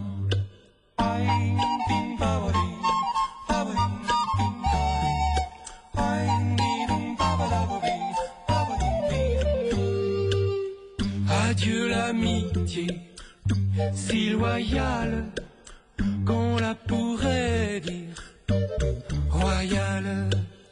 Adieu la cour et l'équipage, adieu la lettre, adieu le page. Hum, va, hum, va, hum, va, tu reviendras. Adieu le bal, adieu la danse, adieu mesure et cadence. Adieu au bois et violon, puisqu'à la guerre nous allons.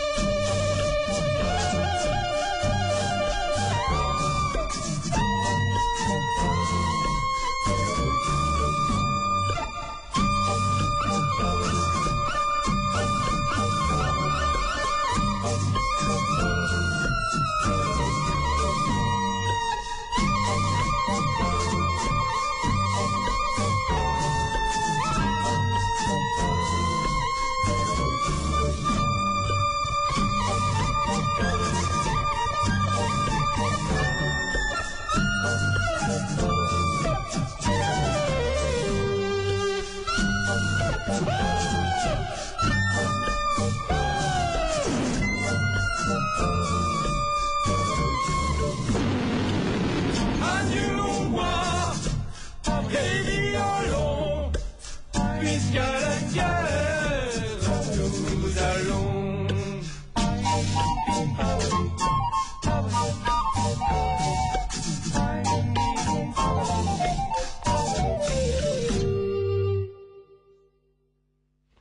Voilà, nous étions en train de parler d'André Stocchetti et de cette présence fabuleuse sur scène.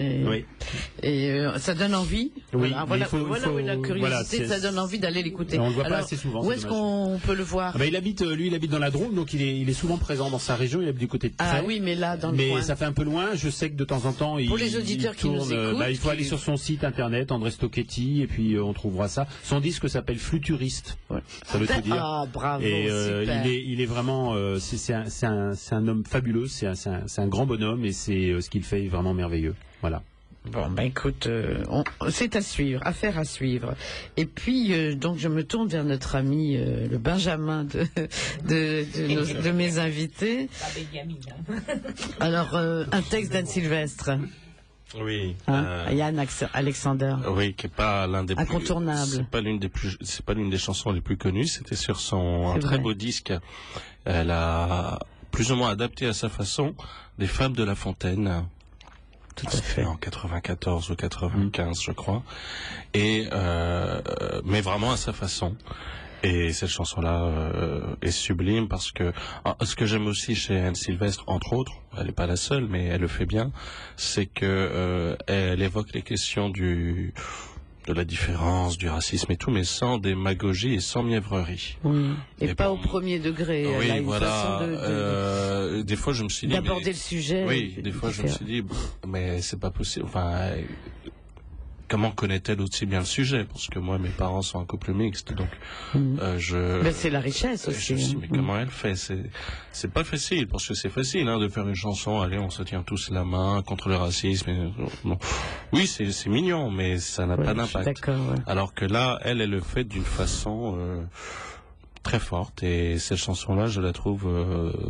Voilà, ça m'avait beaucoup marqué. Et puis, en plus, le piano, bon, là, c'est moi qui joue au piano, mais sur le disque, c'était Philippe Davenet, qui est un joueur, pianiste hors pair, très debussien dans l'état d'esprit, et c'est très beau. Et tu l'avais vu à la Cigale l'année dernière? Non, alors moi, je l'ai vu, la première fois, j'ai vu à Voiron, dans un centre culturel. On n'était pas très très nombreux, c'était en 2005 ou 2006, je sais plus. J'avais fait Paris-Voiron pour la voir. Et puis, ce qui était très rare, d'ailleurs, quand on me demandait qu'est-ce que vous faites, vous allez où? Je vais voir Anne Sylvestre. À Voiron. À Voiron. Elle chante encore, oui. Bon. Et après, je l'ai vue pour son jubilé, et après pour un spectacle qu'elle faisait, je crois que c'était Au Plaisir à l'Européen en 2011. Avec d'autres. J'en étais aussi. Et je suis allé la voir aussi pour Bête à bon Dieu. Oui. Tout à fait. C'était à l'Européen aussi. Ouais, ok. Voilà. Encore un tout autre style. Oui, moi j'ai vu beaucoup sur scène. Oui. Ouais, tout à fait. Et ce qui est intéressant dans le public d'Anne Sylvestre aussi, c'est qu'il y a tous les âges mélangés. Oui, il y a des gens de ma génération. Des fabulettes, bien sûr. Mais alors moi, je ne suis pas du tout. Alors, je précise. Je ne suis pas un rescapé des fabulettes. Non, je n'ai jamais écouté grave. Mais t'as l'air de bien te sentir. T'as l'air bien. Voilà, je le vis bien. Ne le fais pas. Non, merci. Mais non, j'ai jamais écouté les fabulettes quand j'étais petit. Mais c'était bien les fabulettes. Je sais que c'était bien, mais je les ai pas écoutées. Tu connaissais pas. J'ai vécu au Canada anglophone, et c'était plutôt les bandes originales Disney que j'ai beaucoup. Ah oui, d'accord, c'est une autre. C'est autre chose, mais moi j'aime beaucoup. J'ai pas de problème avec ça. Oui, non, bien sûr. Et puis sinon, après il y avait du moins bien rétrospectivement, mais enfin pour un enfant, oui, c'était Chantal Goya. Ah, mais j'en connais d'autres. Voilà, mais c'était. Mais on peut en sortir, t'inquiète pas. J'en suis sorti, Voilà, on en sort. J'en suis vivant. J'en suis contente. Et voilà, mais bon. Allez, on écoute donc Anne Sylvestre. Non, et on écoute Yann dans Anne Sylvestre. J'allais dire Anne Sylvestre, chantée par Yann Alexander. C'est une version publique. Merci, aussi. Pascal. Version publique. Et c'était d'accord, on l'écoute tout de suite.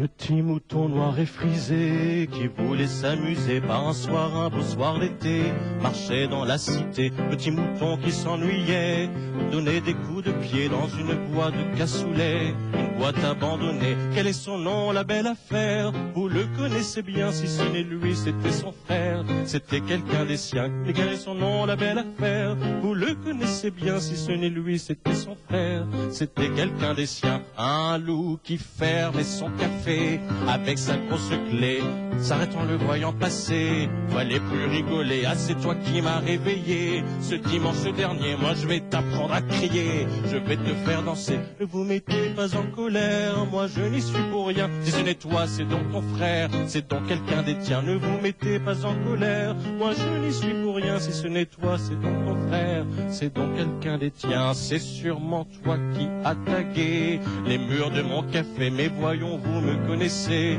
je ne sais pas dessiner. Ah ça tu me prends pour un dingue, moi je vais te casser. Le loup s'emporte et puis le flingue, et sans autre procès. Ou s'il ne l'a pas fait, le fera tout à l'heure. La raison du plus fort est toujours la meilleure. Il y a trop longtemps qu'on le sait, car après lui ce sera son frère, ce sera quelqu'un des siens. Car après lui ce sera son frère, ce sera quelqu'un des siens. Car après lui ce sera son frère, ce sera quelqu'un des siens.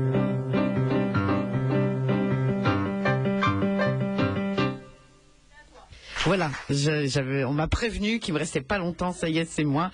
On est toujours sur Radio Libertaire 89.4, la plus rebelle des radios et celle qui diffuse des choses belles tout le temps, hein, et puis des choses importantes qu'on n'entend pas ailleurs. Et c'est bien dommage, bien sûr. Et je me tourne maintenant vers Laurence Fausse, la sœur de Pascal Fausse. L'illustre Pascal Fausse. Ah, je voulais le dire. Je n'hésiterai pas à enregistrer l'émission rien que pour la lui faire écouter. Ah bah même pour écouter ce qu'on a diffusé aussi. Ah bah évidemment. Ah bon. Tu m'as fait peur. Voilà. Alors, avant de finir l'émission, je sens que je vais oublier. À chaque fois, j'oublie. Je voudrais remercier Pauline qui est à la technique. Merci Pauline. Secondée aujourd'hui par Stéphane. Merci Stéphane. Voilà. Et donc je reviens à Laurence Fausse. Merci Laurence. Je sais pas si je reste, tu sais. La Java du serveur vocal. Alors, je me doute de ce que ça doit être, mais dis-nous 3 mots et demi. Oh, dis donc, j'ai le droit à autant que ça. Allez, on passe à j'aime beaucoup la danse. J'aime beaucoup danser. Et ça a beaucoup influencé toutes les musiques que je peux écrire. C'est-à-dire que quand j'écris de la musique, très souvent, ça se danse. Là, c'est une Java. Ouais. Et je peux pas m'en empêcher. Bah c'est pas une Java, c'est une bossa, c'est comme ça. Ben on va l'écouter avec plaisir. On va danser dans le studio. Il y a un peu de place, il y a la table au milieu, mais il y a un peu de place quand même. On va vider la table et puis on montera dessus. On ira dans le couloir. Allez, on écoute la Java du serveur vocal par Laurence Fausse elle-même, en chair et en os. La Java du serveur vocal, c'est une chanson alphabétique, un moment où le regard oblique, tu parles avec un cannibale qui bouffe tes mots, qui te les avale et te les ressort en synthétique. Tu constatais, c'est sympathique, que sa connerie est magistrale. La Java du serveur vocal, la Java du serveur vocal. Il n'y a plus besoin de savoir parler, la parole, bah, c'est éphémère. Par contre, il faut savoir taper pour entrer les données premières. Tu dis plus bonjour, mais étoile. Tu dis plus oui, mais tu tapes 1. Tu dis plus rien, tu fermes ta gueule et tu te retrouves seul dans ton coin. À converser, vaille que vaille, avec ton clavier dans la main. La Java du serveur vocal, c'est une chanson alphabétique, un moment où le regard oblique, tu parles avec un cannibale qui bouffe tes mots, qui te les avale et te les ressort en synthétique. Tu constatais, c'est sympathique, que sa connerie est magistrale. La Java du serveur vocal, la Java du serveur vocal. Bientôt les portables n'auront plus d'orifice pour pouvoir dire, seules les petites touches resteront avec l'antenne au mieux du pire. Messieurs les futurs designers, donnez-leur des formes d'oreilles, implantez-les nous dans le cœur, le clavier au fond de nos mains. vous trouverez, c'est bien certain, de quoi nous pomper notre oseille. La Java du serveur vocal, c'est une chanson alphabétique, un moment où le regard oblique, tu parles avec un cannibale qui bouffe tes mots, qui te les avale et te les ressort en synthétique. Tu constates, c'est sympathique, que sa connerie est magistrale. La Java du serveur vocal, la Java du serveur vocal. Et quand on sera tous des robots, ayant déserté la parole, il nous restera le stylo, acheté en cyberboutique. Plus d'épiciers au coin de la rue, qui racontent et vendent des salades. Le monde alors sera malade, en indigestion de silence. Si t'as un souhait à exaucer, t'auras qu'à prendre ton combiné. La Java du serveur vocal, c'est une chanson alphabétique, un moment où le regard oblique, tu parles avec un cannibale qui bouffe tes mots, qui te les avale et te les ressort en synthétique. Tu constates, c'est sympathique, que sa connerie est magistrale. La Java du serveur vocal, la Java du serveur vocal, la Java du serveur vocal. Alors voilà, la Java du serveur vocal. Alors il y a une très bonne ambiance dans le studio et c'est très sympa, hein Pascal? Oui, on est content. On est content. On est hein. très content. Voilà. Alors on est en train de tourner, pas la table mais avec les invités. Pas la tête aussi. On a eu de la danse aussi dans le studio pendant cette chanson, cette belle Java, la Java du serveur vocal. Il y a eu des photos compromettantes. Il y a eu des photos, voilà. On retrouvera sur le site. J'ai les moyens de Radio vous faire chanter. Julos Bocarn, donc. J'ai choisi, enfin tu as choisi, je veux dire, mais je l'aurais choisi aussi de toute façon. J'adore ce texte, déjà diffusé plusieurs fois. Julos Bocarn, c'est un. Ah bah c'est essentiel, Julos. Extraordinaire. C'est un personnage complètement incroyable. J'ai eu le bonheur de l'accueillir une fois. Complètement lunaire. Il y a très très longtemps. Il était venu avec tous ses instruments de musique, ses tam-tams, ses tambours et tout ça. C'était assez incroyable. Et voilà. Et puis là, j'ai réécouté sur ce disque sorti. Récemment, à l'occasion du Printemps des Poètes, Insurrection poétique, aux éditions éponymes. Que on peut se procurer à Publico 145 rue Amelot.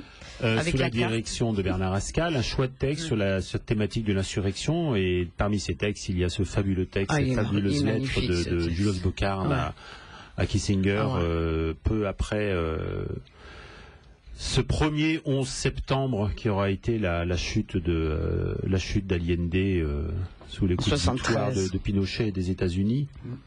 Et donc voilà, c'est un hommage à son ami Victor Jara, le chanteur populaire par excellence du Chili. À qui on a coupé les mains. À qui on a coupé les mains, qu'on a massacré au milieu du stade. Parmi des milliers de détenus, dont beaucoup d'ailleurs ont suivi la même voie peu de temps après. Voilà, c'est moi le 11 septembre, moi je pleure tous les 11 septembre pour ça, quoi. Voilà. Oui.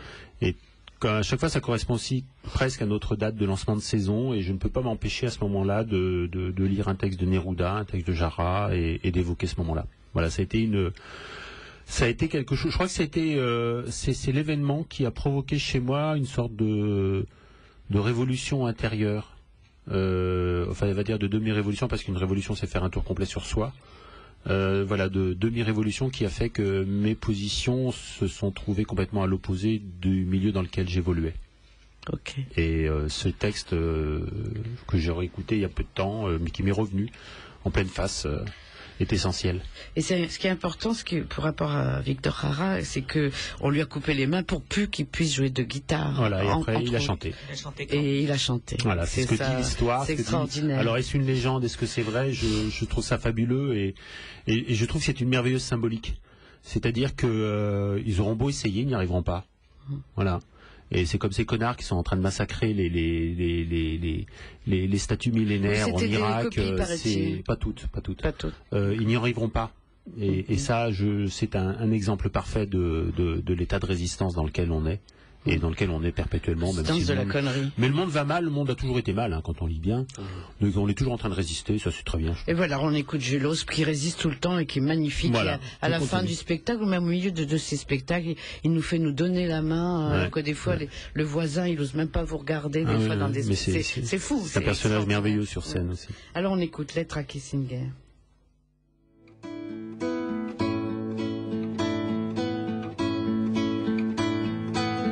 Je veux te raconter, Kissinger, l'histoire d'un de mes amis. Son nom ne te dira rien, il était chanteur au Chili. Ça se passait dans un grand stade, on avait amené une table. Mon ami qui s'appelait Jara fut amené tout près de là. On lui fit mettre la main gauche sur la table et un officier, d'un seul coup avec une hache, les doigts de la gauche a tranché. D'un autre coup il sectionna les doigts de la dextre et Jara tomba tout son sang giclait, 6000 prisonniers criaient. L'officier déposa la hache, il s'appelait peut-être Kissinger. Il piétina Victor Jara, chante, dit-il, tu es moins fier. Levant ses mains vides des doigts qui pinçaient hier la guitare, Jara se releva doucement, faisant plaisir au commandant. Il entonna l'hymne de l'unité populaire, repris par les 6000 voix des prisonniers de cet enfer. Une rafale de mitraillettes abattit alors mon ami. Celui qui a pointé son arme s'appelait peut-être Kissinger. Cette histoire que j'ai racontée, Kissinger ne se passait pas en 42, mais hier, en septembre 73.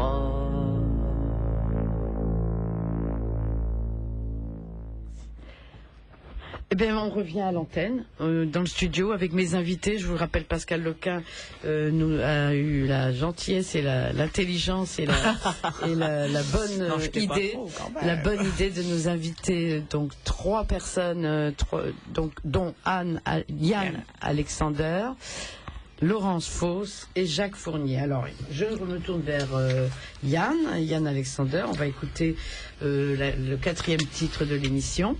Et alors, il est dans cette chanson, Le fantôme du 5e étage. C'est dans quel album? Oh, c'est un petit disque qui réunissait on va dire des inachevés, c'est-à-dire des inachevés ou des versions, pas forcément des versions studio, mais des versions maquettes ou des chansons live. Voilà, c'était un petit condensé en deux tomes. Oui, je croyais que tu allais dire en 2 mots. Non, c'est pas grave. En 2 tomes. Et Le fantôme du 5e étage s'est inspiré plus ou moins librement d'une expérience personnelle un peu bousculante, ça m'avait un petit peu marqué. Voilà. Mais après, j'ai un petit peu romancé, effectivement, puisque c'est une chanson, mais voilà, c'était le point de départ. Donc elle a un côté, du coup, autobiographique. Alors on va l'écouter, donc Le fantôme du 5e étage. Et n'oublie pas de me rappeler qu'il faut que je te demande où tu passes très prochainement. Je peux le dire maintenant déjà, parce que de toute façon sur Paris, ce sera pas avant octobre-novembre. Je me mets un peu en retrait des scènes parisiennes, pour écrire, pour du repos. Et puis parce qu'on peut pas tout faire en même temps quand on est chanteur indé, et qu'il y a beaucoup de choses à mener de plein front, plein fouet, de front, tout simplement. Et puis, et voilà, mais sinon, oui, il y a des concerts prévus, effectivement, dans le Berry, le 6 juin, à l'endroit. Je ne sais pas si vous avez entendu parler, c'est une salle assez récente, des négociations en cours pour New York, en juillet, dans un cabaret, donc j'attends. Là, j'attends. Et puis d'autres choses qui se font au fur et à mesure. En fait, je le sais jamais vraiment à l'avance, donc les gens peuvent se renseigner en allant sur mon site internet et ils ont les infos au fur et à mesure, ou sur Facebook. Ils sont très vite au courant. Alors on va écouter avec la belle voix de Yann Alexander, Le fantôme du 5e étage, paroles et musique. Moi. Voilà. Moi.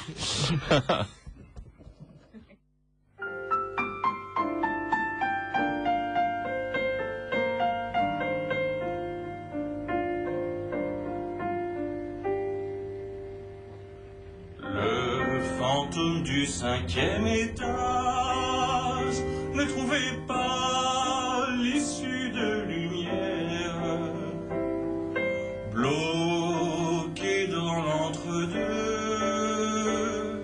avait l'humeur amère. Il sait si peu sur son passé, sur le présent qu'il a été, mais reste une douleur, une peur diffuse,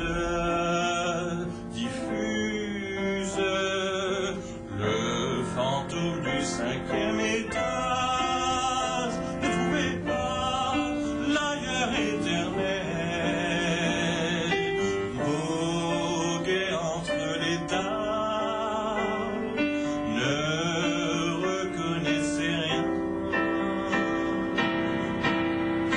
Il sait si peu sur le présent de ceux et celles qui vivent en son antre, mais reste une noirceur court au cœur et crainte pénible. Combien de temps cela va-t-il durer? Que faudra-t-il faire pour pouvoir s'en aller? Peut-être une prière ou un rituel auquel personne n'a vraiment songé. Et je l'entends errer, je l'entends errer, car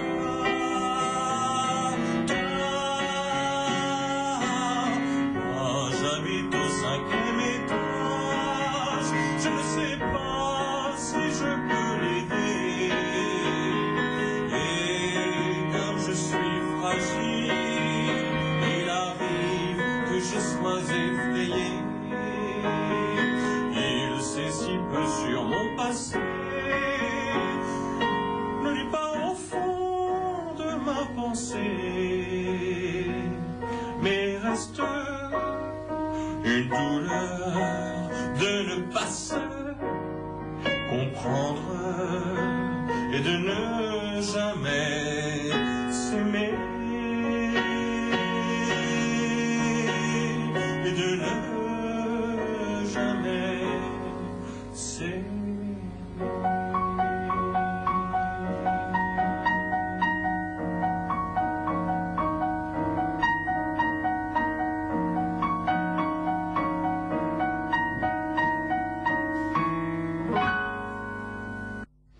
Eh bien, nous revoilà au studio. Je te remercie, Yann, Alexander.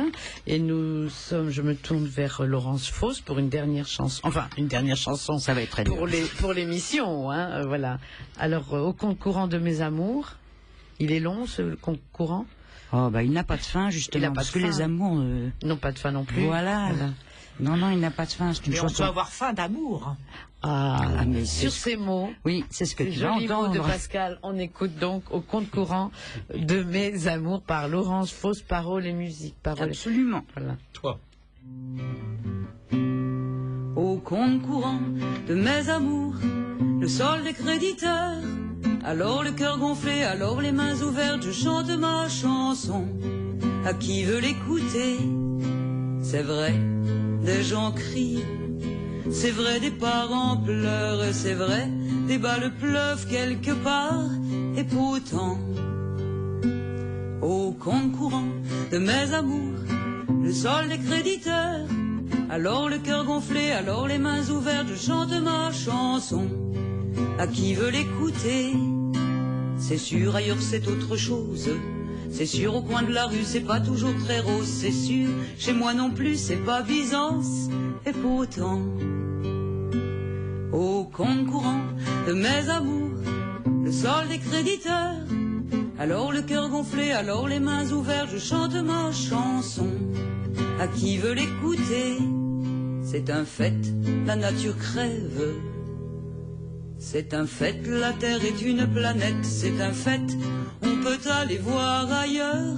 Et pourtant, au compte courant de mes amours, le sol des créditeurs. Alors le cœur gonflé, alors les mains ouvertes, je chante ma chanson. À qui veut l'écouter? Moi je veux tout donner maintenant. Moi je crois en le présent. Moi je suis comme ça tout de suite parce que au compte courant de mes amours, le sol des créditeurs. Alors le cœur gonflé, alors les mains ouvertes, je chante ma chanson. À qui veut l'écouter? Au compte courant de mes amours, le sol des créditeurs. Alors le cœur gonflé, alors les mains ouvertes, je chante ma chanson. À qui sait l'écouter? Courant des amours de Laurence Fosse, créditeur. Bon, désolé pour toi. Hein. Eh bien, tout de suite, un texte, je ne dis rien de plus, un texte très court. Deux textes très courts. Annie Scholes, une grande dame de la poésie luxembourgeoise de langue française, née en 1928, et qui est une des dames essentielles qu'il faut absolument lire, principalement aux éditions Arfuyen. Devant toutes les possibilités de destruction qui m'entourent, je m'étonne d'avoir échappé au piège du destin. Après tout, je ne suis qu'un animal en lutte permanente pour survivre. Qui m'absoudra des crimes commis pendant mes rêves? J'ai vécu la Deuxième Guerre mondiale, je me suis battu en Irak, Afghanistan, Syrie. En tous ces endroits, j'ai répété les atrocités de mon temps. Les défunts refuseront de se réveiller pour se justifier au jugement dernier, toutes leurs cachettes ayant été livrées à la mort.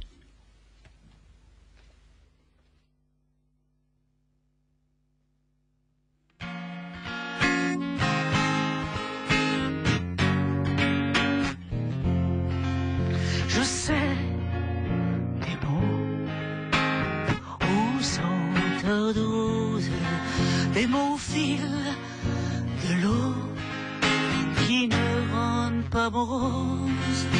Le vent pourtant parfois cogne au-dedans. Je sais des mots et parfois j'ose au fil de l'eau. Souvent je m'expose. Le vent souvent donne un coup au temps. On dit des mots en prenant la pause qui tombe à l'eau avant que l'on ne se cause. On rend les rangs, l'enfant s'affiche le camp. Je veux des mots aux senteurs de rose qui ne sonnent pas faux, qui change les choses, des mots d'enfants qui rient tout le temps. J'oublie les mots qui sentent la sinistrose. Je mets à l'eau les vers qui se reposent. J'oublie le vent qui nous affiche du temps. Un jour, il faut pourtant stopper la pause, chercher dans l'eau les vers qui font la pause. Il est alors temps de prendre la clé des champs. Eh bien voilà, merci à mes invités. Merci, Pascal. Merci. Alors, je remercie Marlène et restez à l'écoute de Radio Libertaire. Restez à l'écoute de Radio Libertaire. Merci Pauline aussi. Alors, je voudrais simplement annoncer mon spectacle qui s'appelle Si vous passez par chez moi, le 30 mai, au Magique. Vous connaissez l'adresse. Merci à vous.